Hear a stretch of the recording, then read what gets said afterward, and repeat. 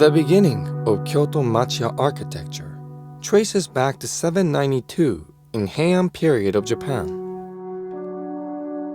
Craftsmen, as well as merchants, began to build huts as a place of livelihood.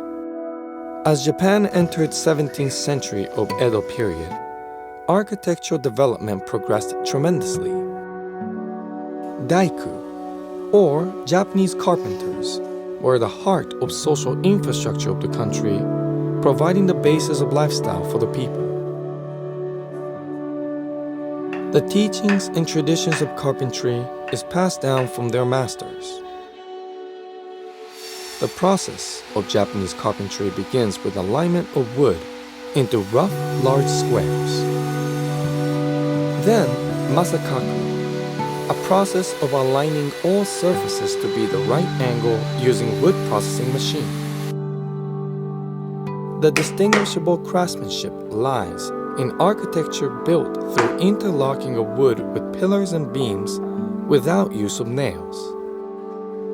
Sumitsuke, a process of marking the wood with red or black powder made from red iron oxide or coal prepared from Japanese pine tree. Sashigane is an L-shaped metal ruler used for sumitsuke. Next is kizamu. It is a process of chipping, carving, and cutting of the wood to make the joints for the interlocking parts of the wood called hozo and hozo-ana. Then proceed into tatekata, the assembling foundation of the architecture. Wooden hammer is used to join beams and pillars. After the interlocking has been completed, a tapered wooden peg called komisen is hammered through hozo to secure the fixation of the interlocked joints.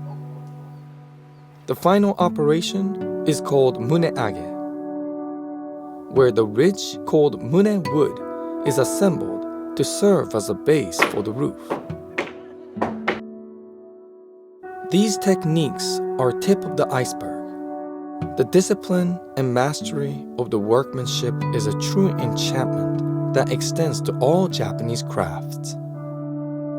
The compassion embodied in work of craft transcends beyond language and culture, sharing the essence of beauty in humanity.